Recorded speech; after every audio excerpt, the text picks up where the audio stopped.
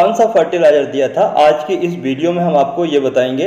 इसके अलावा हम आपको बताएंगे मोगरा या फिर जास्मीन की फैमिली वाले जो भी ये दोनों पौधे होते हैं, इन पौधों की देखभाल किस तरीके से करना चाहिए और दूसरी बातों के बारे में भी जानकारी देंगे। तो अगर आप हमारी ये वीडियो फेसबुक पर देख रहे हैं तो हमारे पेज को लाइक करें। इसके अलावा अगर आप ये वीडियो यूट्यूब पर देख रहे हैं तो हमारे चैनल को सब्सक्राइब कर लें, साथ में बेल आइकन को प्रेस जरूर कर लें, जिससे कि हर आने वाला वीडियो का नोटिफिकेशन आपके पास पहुंचे और आप वीडियो सबसे पहले देख पाएं। मोगरा या फिर जास्मीन के पौधे से ज़्यादा फूल लेने के लिए आपको कुछ ज़रूरी बातों का जानना जरूरी है, जैसे मोगरा के पौधे की कटाई छटाई कब करना चाहिए और इसकी मिट्टी कैसी होना चाहिए। तो सबसे पहले हम आपको बताना चाहते हैं मोगरा के पौधे की कटाई छटाई का जो सही समय है, जो हार्ड प्रूनिंग का सही समय है, वो फरवरी के लास्ट में है।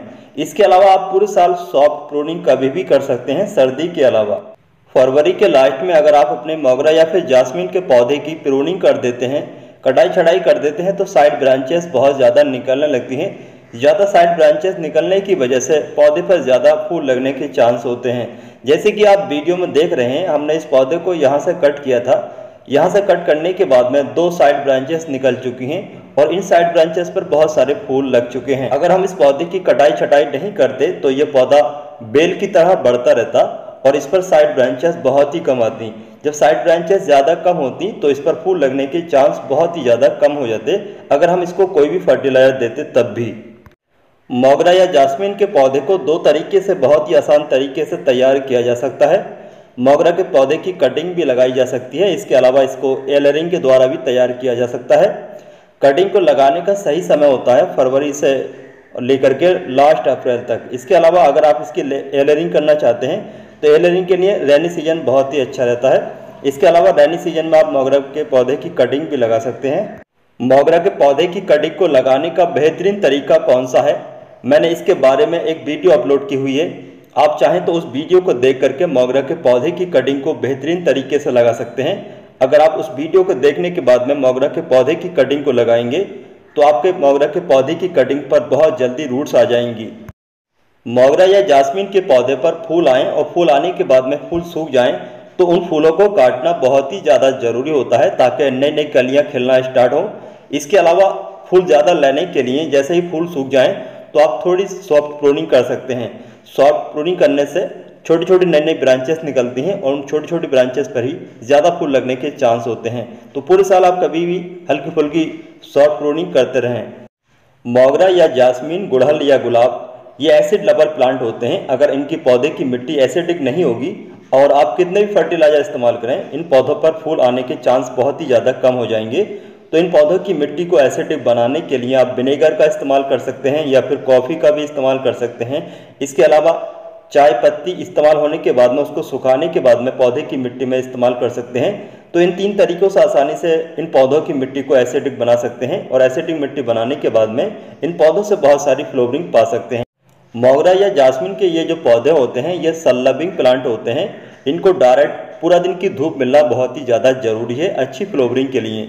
लेकिन अगर आप इन पौधों को ऐसी जगह रख देंगे जहां पर डायरेक्ट पूरा दिन की धूप नहीं मिल पा रही है तो आपके पौधों की ग्रोथ तो चलती रहेगी, लेकिन आपके पौधों पर फूल आने के चांस बहुत ही ज़्यादा कम हो जाएंगे। तो अच्छी फ्लावरिंग के लिए इन पौधों को 7-8 घंटे की धूप वाली जगह पर रखना चाहिए।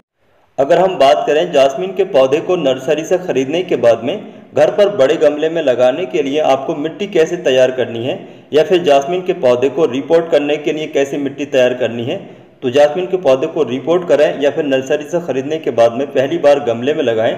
तो इसके लिए जो मिट्टी आप तैयार करेंगे वो कुछ इस तरीके से तैयार करेंगे।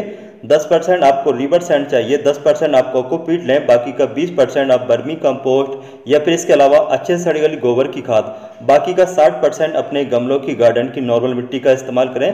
तीनों चारों चीज़ों को अच्छे से मिक्स करने के बाद में इस पौधे को गमले में लगा सकते हैं। इस पौधे को रिपोर्ट्स करने का जो सही समय है वो लास्ट फरवरी से लेकर लास्ट अप्रैल तक। इसके अलावा रेनी सीजन में भी आप इस पौधे को बड़े गमले में रिपोर्ट कर सकते हैं।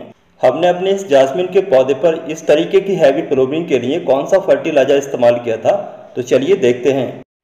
जास्मीन के पौधे के लिए जो हमने फर्टिलाइजर इस्तेमाल किया था वो फर्टिलाइजर है इस बोतल के अंदर। इस बोतल के अंदर जो ये फर्टिलाइजर है, इस फर्टिलाइजर को हमने बिल्कुल ही मुफ्त में तैयार किया है घर पर ही। इस फर्टिलाइजर को बनाने के लिए आपको ऐसी चीज़ों का इस्तेमाल करना होगा जिनको आप बेकार समझ के फेंक देते हैं।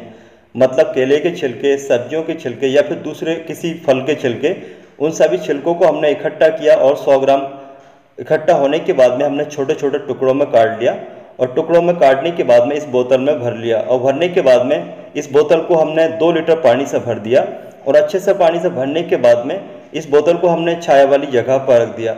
छाया वाली जगह पर 20 दिन के रखने के बाद में ये फर्टिलाइज़र रेडी हो चुका था। इस ऑर्गेनिक फ्री के फर्टिलाइज़र को 250 ml 3 दिन के अंतराल पर हम अपने जास्मिन के पौधे की मिट्टी में इस्तेमाल करते आ रहे हैं। इस फर्टिलाइज़र को इस्तेमाल करने के 10 दिन के बाद में रिजल्ट मिलना शुरू हो चुका था। 10 दिन के बाद में हमारे इस पौधे पर अच्छी खासी हैवी फ्लावरिंग होना स्टार्ट हो चुकी थी। चलिए इस फर्टिलाइज़र को हम इस्तेमाल कर लेते हैं। गमले में जो भी पत्तियाँ सूखी या फिर फूल पड़े होते हैं, इन फूलों को आप जरूर हटा दें। अगर आप इन फूलों को नहीं हटाएंगे तो ये डिकम्पोज होते रहेंगे, जो कि आपके पौधे की रूट्स को भी नुकसान पहुंचाएंगे। तो चलिए इस फर्टिलाइज़र को पौधे की मिट्टी में ऐड कर देते हैं। तो दोस्तों, इस तरीके से आप भी अपने जास्मिन के पौधे से फ्री में बहुत सारे फूल प्राप्त कर सकते हैं। अगर आज की हमारी इस वीडियो की जानकारी आपको पसंद आई हो तो हमारी इस वीडियो को आप लाइक शेयर जरूर करें। इसके अलावा अगर आपको कुछ जानना है, कुछ पूछना है तो कमेंट बॉक्स में कमेंट करके हमें बता सकते हैं। वीडियो पसंद नहीं आती है तब भी आप हमें कमेंट बॉक्स में कमेंट करके बता सकते हैं या फिर वीडियो को डिसलाइक भी कर सकते हैं। चलिए चलते हैं, फिर मिलते हैं अगली वीडियो में। तब तक के लिए